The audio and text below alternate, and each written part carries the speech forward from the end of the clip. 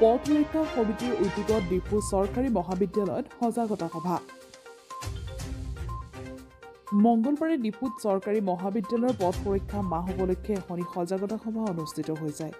জিলা পথ সুৰক্ষা সমিতিৰ উদ্যোগত অনুষ্ঠিত হোৱা সজাগতা সভাখনত পথ সুৰক্ষাৰ পঞ্চসূত্ৰৰ ওপৰত বিশিষ্ট বক্তাসকলে বিস্তৃতভাৱে আলোচনা কৰে।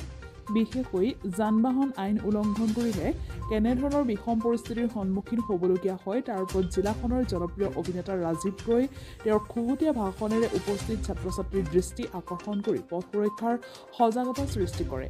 সভাখনত মহকুমাধিপতি হোমেন গোহাঁই বৰুৱা, জিলা পৰিবহণ বিষয়া ৰাজীৱ পেগু, ডিফু চৰকাৰী মহাবিদ্যালয়ৰ অধ্যক্ষ বাৰ্নাৰ্ড ৰংফাৰ, ডিফু থানাৰ OC JS খবুং আৰু গণ্যমান্য ব্যক্তিৰ লগতে মহাবিদ্যালয়খনৰ ছাত্ৰ-ছাত্ৰীসকল উপস্থিত থাকে।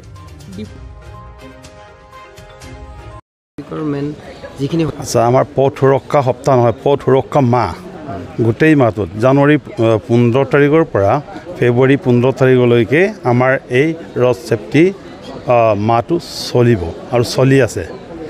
গতিকে সেই সময়ত ল'ৰা ছোৱালীবিলাকক আমি হেলমেট পৰিধান কৰা, ছিট বেল্ট লৈ গাড়ী চলোৱা, মদ্যপান কৰি পেলাই গাড়ী নচলোৱা, তাৰপিছত দ্ৰুত গতিত গাড়ী চলাব নালাগে, এই 5টা সূত্ৰক লৈ মেলি পেলাই জনসাধাৰণক আমি সজাগ কৰিছোঁ।